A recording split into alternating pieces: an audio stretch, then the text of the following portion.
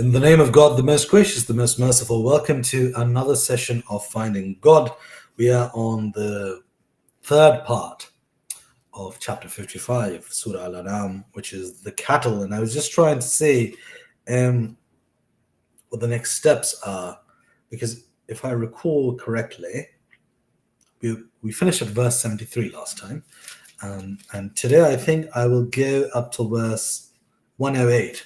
And the reason for that is there's quite a few footnotes. Shall I just follow what has been revealed to you, Muhammad, from the Lord? Turn aside al-mushrikun.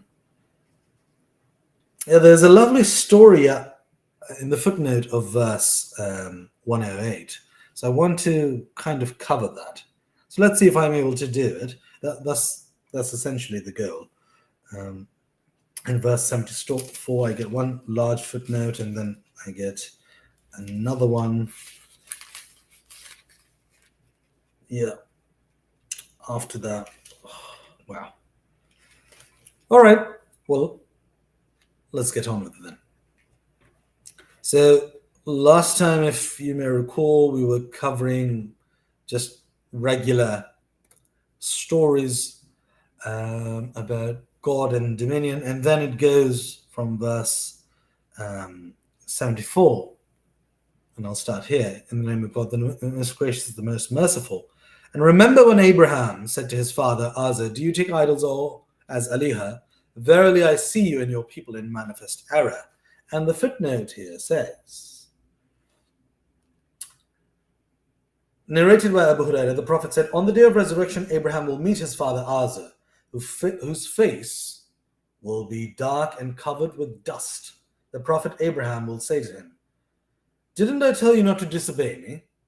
His father will reply, 'Today I will not disobey you.' Abraham will say, 'O Lord, you promised me not to disgrace me on the day of resurrection, and what will be more disgraceful to me than cursing and dishonoring my father?'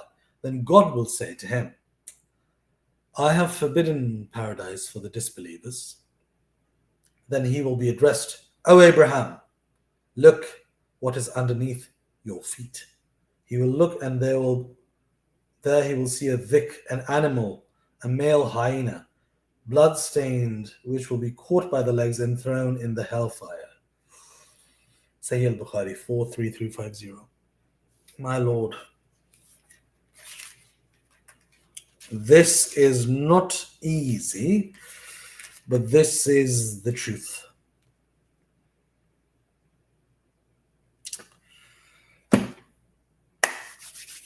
Thus did we show Abraham the kingdom of the heavens and the earth, and he be one of those who have faith with certainty. When the night covered him over with darkness, he saw a star. He said, "This is my Lord." It's a lovely story. But when it set, he said, "I like not those that set." So he's looking for his God.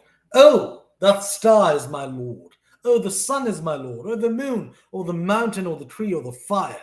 We're looking for our Lord." When he saw the moon rising up, he said, "This is my Lord." But when it set, he said, "Unless my Lord guides me, I shall surely be among the people who went astray." When he saw the sun rising up, he said, "This is my Lord. This is greater." But when it set, he said, "O my people, I am indeed free from all that you join as partners in worship with God." That's what it says. "Verily I have turned my face towards him who has created the heavens and the earth, Hanifa," which means worshipping none but God alone. "And I am not of al-mushrikun," which is a verse we've discussed before in great detail. And his people disputed with him. He said, "Do you dispute with me concerning God? Well, he has guided me, and I fear not those whom you associate with him in worship. Nothing can happen to me except when my Lord wills something. My Lord comprehends, and his knowledge all things. Will you not then remember?" See, it's very interesting to me that Abraham was looking for God. Sumerian civilization 10,000 years ago. So Abraham didn't really have knowledge of Moses, of Jesus, of Muhammad, of Lot. Oh, Lot was his nephew, but he didn't really have that knowledge. Or Jacob or Joseph. He didn't have all that knowledge to say, well, that's what used to exist. He is looking and he's saying, that star is my Lord. And then with his process of deduction and observation and faith, he is able to say, well, no, none of these things are my Lord. My Lord would be like this. He cannot set. And then he disputes with the people.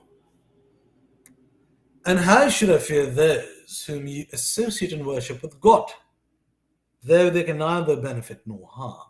While you fear not that you have joined in worship with God, things for which he has not sent down to you any authority. So, which of the two parties has more right to be in security if you but know? This is an interestingly worded structure. While you fear not that you have joined in worship with God, things for which he has not sent down to you any authority. So what Abraham is saying is, look, you don't have any authority in saying that this is a God or that is a God. You don't really have that authority. And you don't fear it.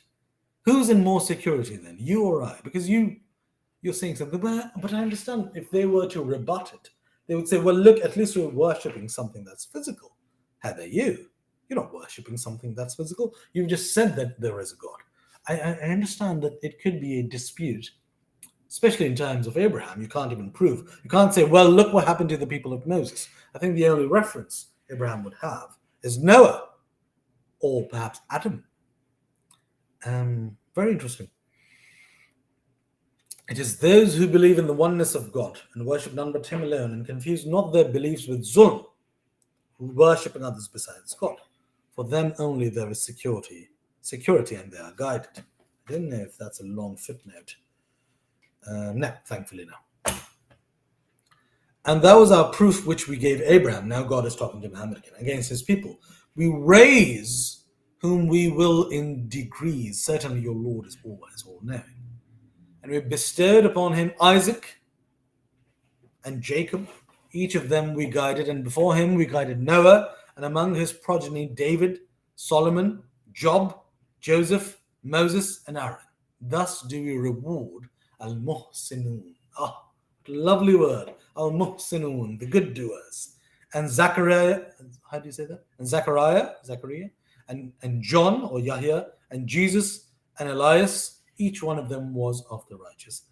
Oh, how lovely that it's counting all the names. And Ishmael and Elisha. How do they say that in English? Elisha, and Jonah, and Lot, and each one of them we preferred above the Alameen, the mankind and jinn of all times. I love how it's being said. The way I suppose in Arabic it would be so lyrical, wouldn't it? وَوَهَبْنَا لَهُ إِسْحَاقَ وَيَعْقُوبَ كُلًّا هَدَيْنَا وَنُوحًا هَدَيْنَا. Oh, it's so lovely. وَمُوسَى وَهَارُونَ وَكَذَلِكَ وَزَكَرِيَّا وَيَحْيَا وَعِيسَى وَإِلْيَاسَ. It's so... See, language is so incredibly important because it binds within it culture, context, and cadence, expression. It ties everything to it. I love that. I absolutely love that. And also some of their fathers and their progeny and their brethren, we chose them and we guided them to the straight path. This is the guidance of God with which he guides whomsoever he wills of his slaves. But if they had joined in worship others with God, all that they used to do would have been of no benefit to them. There are those whom we gave the book, al-hukm, understanding of the religious laws, and profited. But if these disbelievers therein, the book, al-hukm, and profited, then indeed we have entrusted it to a people, such as the companions of Prophet Muhammad, who are not disbelievers therein. So essentially the idea is, look, we're sending you messages, we're sending you arguments. If you don't believe them, that's on you. Our job is to send you the information. The rest is up to you. There are those whom God had guided, so follow their guidance. Say, no reward I ask of you for this, the Quran. It is only a reminder for the Alameen, mankind and jinn. They, in brackets, because this is the Quran, it obviously segregates between Muslims and the others. The Jews, the Quraysh, the pagans, the idolaters did not estimate God with an estimation due to him when they said, nothing did God send down to any human being by revelation.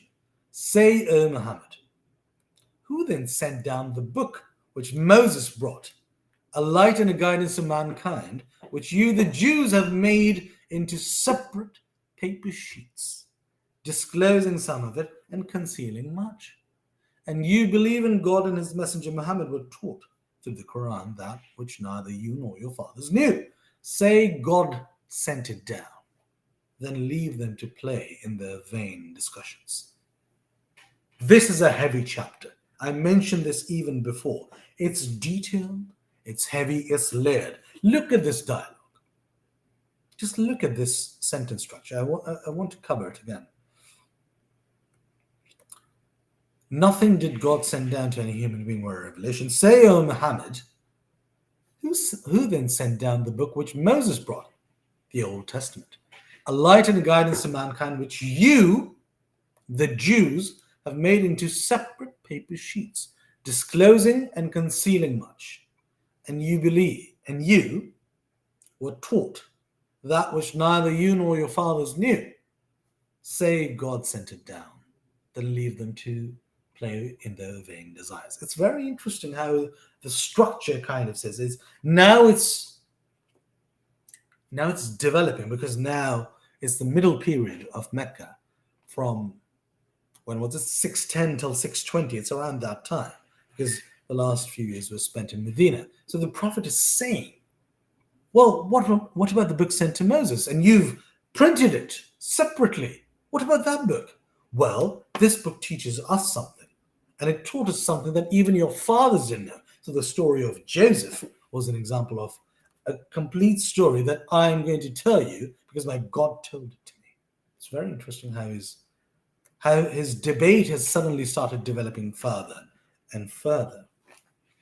And this is a blessed book which we have sent down, confirming the revelations which came before it, so that you may warn the mother of towns, which is Mecca.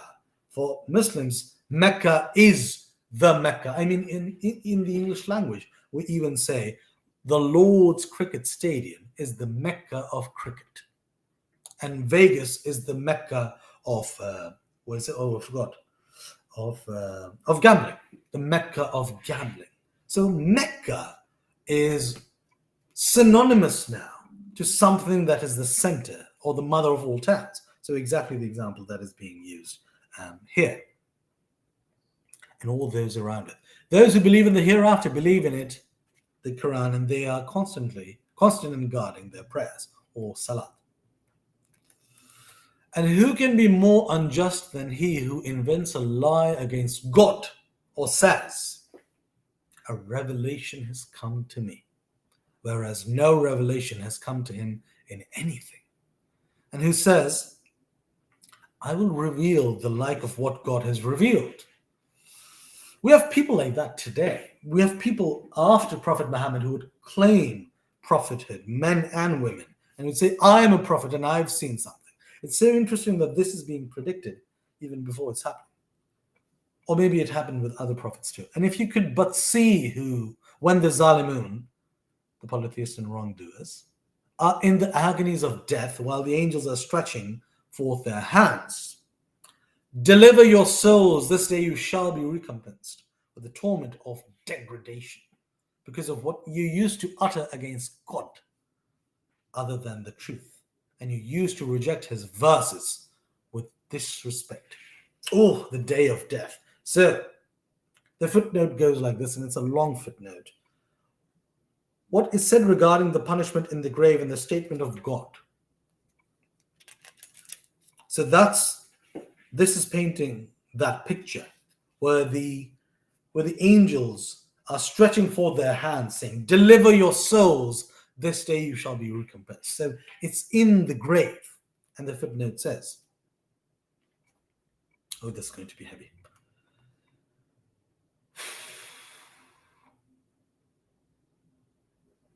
I'm just trying to see. There's another. Oh, here we are. If you could but see what this when the Zalimun, the polytheists and wrongdoers, are in the agonies of death, while the angels are stretching forth their hands, saying, "Deliver your soul. This day you shall be recompensed with the torment of degradation." And also the statement of God: "We shall punish them twice, and thereafter they shall be brought back to a great, horrible torment." Ugh.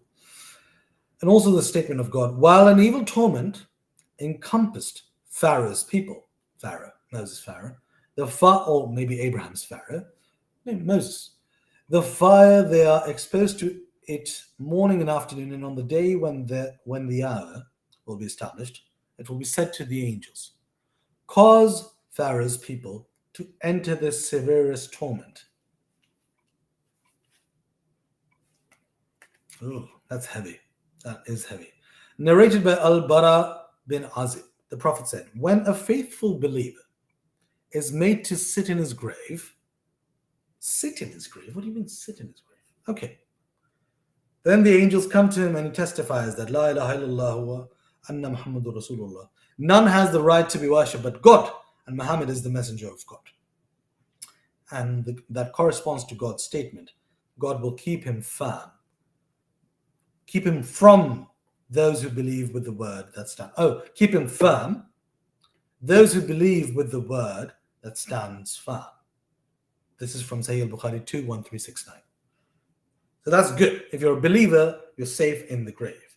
Then narrated by Anas, the Prophet said, "When a human being is laid in his grave and his companions return, and he even hears their footsteps, two angels come to him and make him sit and ask him, 'What did you used to say about this man, Muhammad?' He will say, 'I testify that he is God's slave and his messenger.'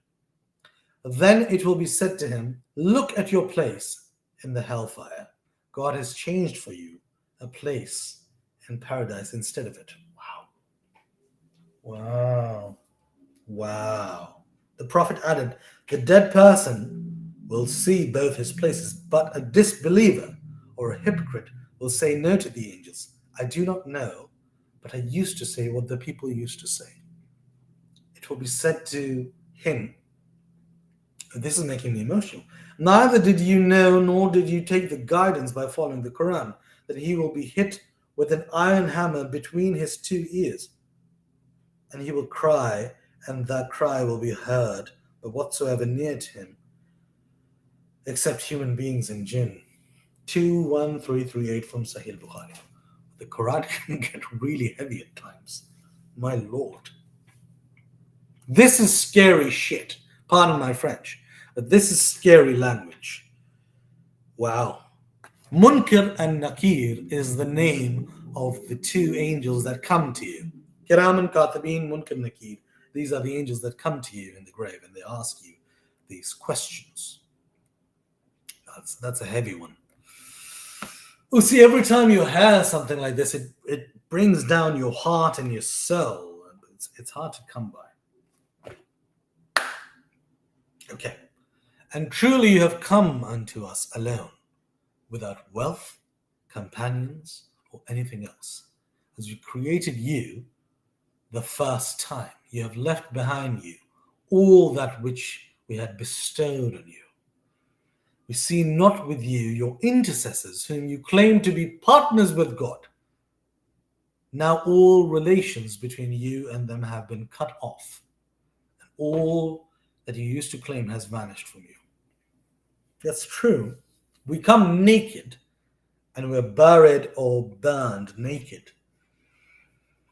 Ooh, it's so heavy. Oh, this is causing something in me. It's so heavy. Verily, it is God who calls the seed grain and the fruit stone, like date stone, to split and sprout. That's true. It is God. You put a seed, and if God doesn't will it to turn into a magnificent tree, it can't. Same goes for the embryo. The fertilized egg, the sperm in the egg, attaches itself to the uterine wall. If God says no, that's all it remains. And if God says be, it grows into an embryo, a fetus, and to a baby, and to a human being in front of you. That's what God is. He brings forth the living from the dead, and it is He who brings forth the dead from the living. The first one is interesting. Living from the dead. Living from the dead. Dead from the living. Interesting. Such is God. Then how are you deluded away from the truth? He is the cleaver of the daybreak. He has appointed the night for resting, and the sun and the moon for reckoning. Such is the measure of the Almighty, the All-Knowing. That's a large footnote. It is He who has set the stars for you, so that you may guide your course with their help through the darkness of the land and the sea. Our verses for people who know. So it says in this footnote, stars. Abu Qatada mentioned God's statement, and indeed we have adorned the nearest heaven with lamps, and said the creation of these stars is for three purposes. Number one, as decoration of the nearest heaven. Number two, as missiles to hit the devils. And as signs to guide travelers. So if anybody tries to find a different interpretation, he's mistaken and just wastes his efforts and troubles himself with what is beyond his limited knowledge. Sahih al-Bukhari, the book of beginnings of creation, chapter 3. Interesting. So the stars are there for decoration of the heavens, then to hit devils if they're listening, and then for guidance for travelers. Nowhere is astrology mentioned. It's very interesting. Islam and astrology don't really align, which is something I struggle with because I tend to study astrology in quite a lot of detail, particularly the science. So Islam really does not advocate for that. It says the stars are for decoration, for guidance, and for hitting devils. That is it. That is all of it. That's what Islam says. It's very interesting. It is He who has created you from a single person, Adam, and has given you a place of residing on the earth or in your mother's wombs. Wow. Wow, how perfect. That's so perfectly stated. And a place of storage in the earth, in your graves or in your father's loins. Indeed, we have explained in detail our revelations, this Quran, for people who understand. My Lord, how beautifully. Oh, verse 98, you are stealing my heart. How beautifully has this been explained? My Lord. I'm going to read this again. It's so beautiful. It is He who has created you from a single person, Adam, and has given you a place of residing on the earth or in your mother's wombs, and a place of storage in the earth, in your graves or in your father's loins. Indeed, we have explained in detail our revelations, this Quran, for people who understand. I just want you to have a look at the Arabic. In Arabic, it's just beautiful. It's so lyrical, the way it's being told. It is He who sends down water from the sky, and with it we bring forth vegetation of all kinds. And out of it we bring forth green stalks, from which we bring forth thick, clustered grain. And out of the date palm and its spathe come forth clusters of dates hanging low and near, and gardens of grapes, olives, and pomegranates, each similar in kind, yet different in variety and taste. It's so true. It's so beautiful. Look at their fruits when they begin to bear, and the ripeness thereof. Verily, in these things there are signs for people who believe. My Lord, this makes me emotional. It's so wonderful because we're reading this in a book, but it's being explained because as a Muslim, I believe this in its utmost entirety, that the universe, that all that exists was created by a creator, the prime mover. But the way it explains that, look, I've created all of this for you, and they're all similar, but they're different. And we know this to be true because we've eaten grapes, olives, and pomegranates, and they are similar, but they are different. It's so beautiful and relatable.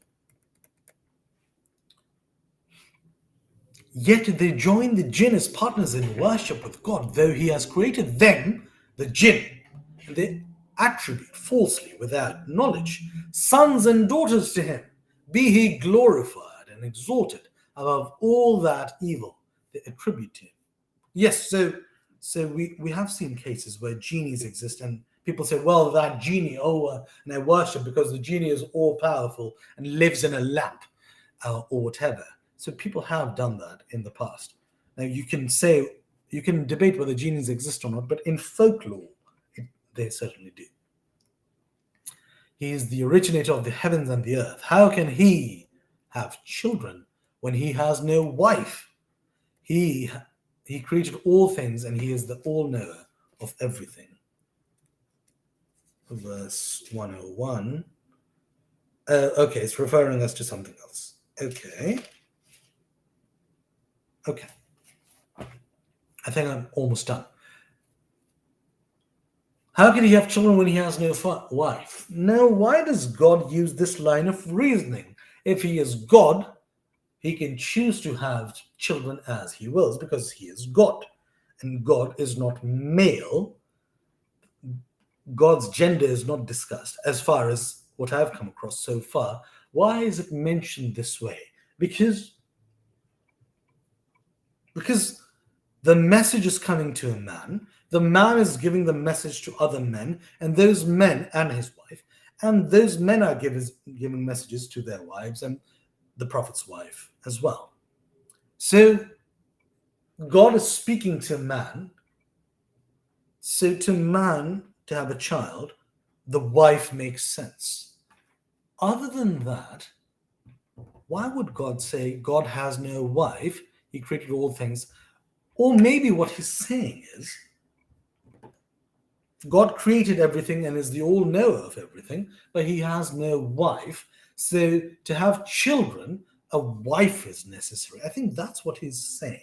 I mean, it's multi-layered. As I mentioned, this chapter is deep. I don't know if I would have said it like this. That's why I'm slightly puzzled. How can God have children when he has no wife? How can he have children when he has no wife? He is the originator of the heavens and the earth. Why is it said this way? I don't know. I can't answer this.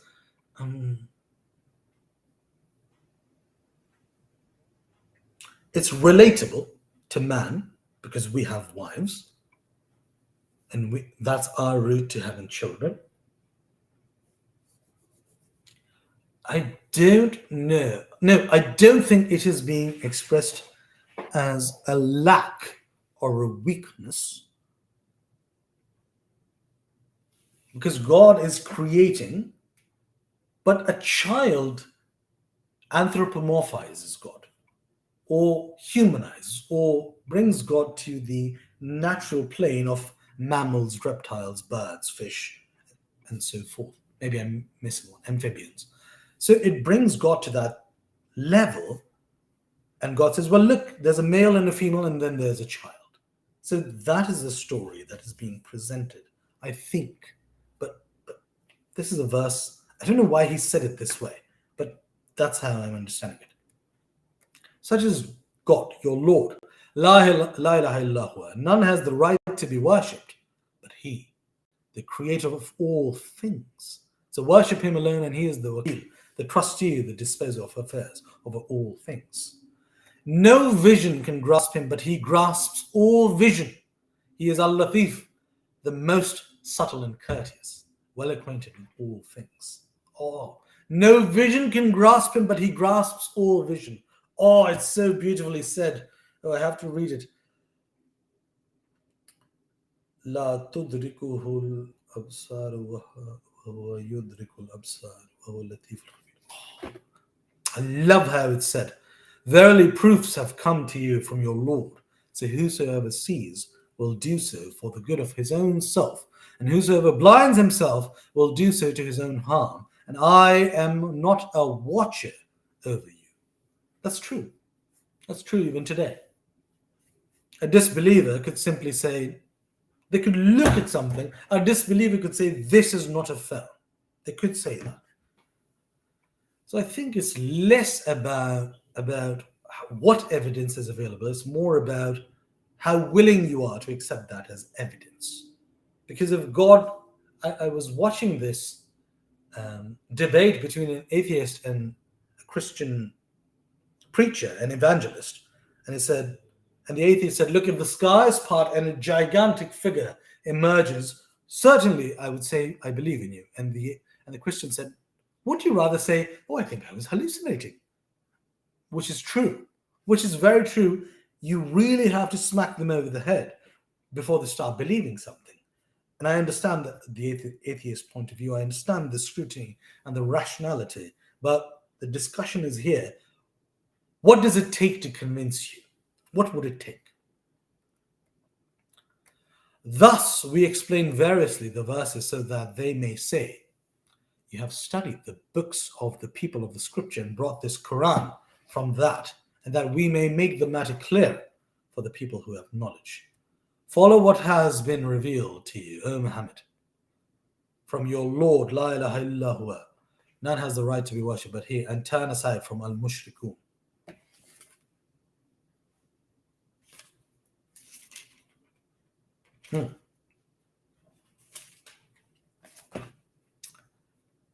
Had God willed, they would not have taken others beside Him in worship.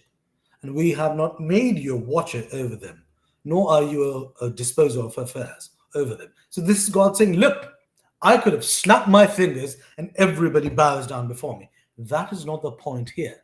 The point is to take the human through the human experience by exposing them to good and evil and let them make their own decisions.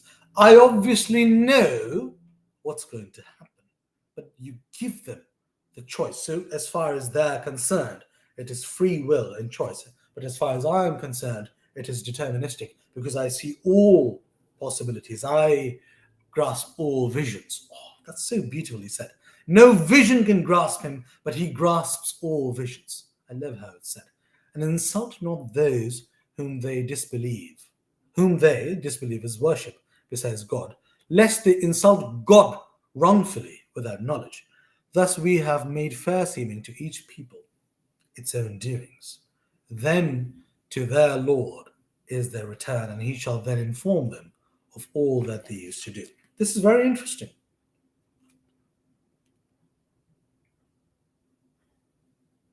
Don't insult their God until they insult yours. That's very interesting.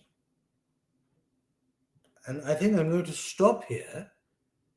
In the return, He shall then inform them of all that they used to do. I'm going to stop here, and I'm just going to cover the footnote. And it says in the footnote, inform them of all that they used to do. The tale of the cave, narrated by Ibn Umar, God's Messenger, said, once 3 persons from the previous nations were traveling, and suddenly it started raining and they took shelter in a cave. The entrance of the cave got closed suddenly by the falling of a huge rock while they were inside. They said to each other, "Oh, nothing can save you except the truth. So each of you should ask God's help by referring to such a deed as he thinks he did sincerely," which means just for gaining God's pleasure. Yeah, hey God, look, please help me. I did this, that kind of bargain. So one of them said, "Oh God, you know that I had a laborer who worked for me for 1 farak, 3 sa of rice." I don't know that figure. But he departed leaving it, i.e. his wages. I sowed that farak of rice, and with its yield, I bought cows for him. Later on, when he came to me asking for his wages, I said to him, "Go to those cows and drive them away." He said to me, "But you have to pay me only a farak of rice." I said to him, "Go to those cows and take them, for they are the product of that farak of rice." So he drove them. "Oh God, if you consider that I did that for fear of you, then please remove the rock." The rock shifted a bit from the mouth of the cave. The second one said, "Oh God, you know that I had old parents whom I used to provide with the milk of my sheep every night." Yes, okay. "One night I was delayed, and when I came, they had slept while my wife and children were crying with hunger. I used not not to let them, my family, drink unless my parents had drunk first. So I disliked to wake them up and also disliked that they should sleep without drinking it. I kept on waiting for them to wake till it dawned. Oh God, if you consider that I did that for fear of you, then please remove the rock. How wonderful. So the rock shifted and they could see the sky through it. The third one said, Oh God, you know that I had a cousin, my paternal uncle's daughter, who was most beloved to me, and I sought to seduce her, but she refused, unless I paid her 100 dinars, the gold pieces. So I collected the amount and brought it to her, and she allowed me to sleep with her. But when I sat between her legs, she said, Be afraid of God, and do not deflower me, but legally. I got up and left the 1,000 dinars for her. Oh God, if you consider that I did that for fear of you, then please remove the rock. So God released them, removed the rock, and they came out of the cave. This hadith indicates that one can only ask God for help directly or through their performed good deeds. But to ask God through dead or absent prophets is absolutely forbidden in Islam, and it is a kind of polytheism. Sahih al-Bukhari 43465, which is a practice that you see in South Asia or even in the Middle East, where people go to the tombs of dead saints and prophets or holy men and then say, Oh, please help me. That is forbidden in Islam. But what I find interesting is that one story talks about going to a woman and attempting to sleep with her in exchange for money. And then she says, Remember God and don't deflower me unless legally, which means marry me first. And the guy says, okay. So it's about interpersonal relations. And the other is about letting your wife and children cry out of respect for your parents. So you stay waiting until they wake up, which is very interesting. And the third is taking what is owed to somebody and, let's say, investing it so that investment grows and then giving it. So it's about money, it's about family, and it's about interpersonal relations, sexual relations, which is a huge part of human society. It's very interesting that this is the story of the cave. I'm going to stop here because it's already too long. Verse 108 is where I stopped, and I will start from verse 109 next week. Until then, have a wonderful weekend, have a wonderful Friday, and I shall see you next week. Take care.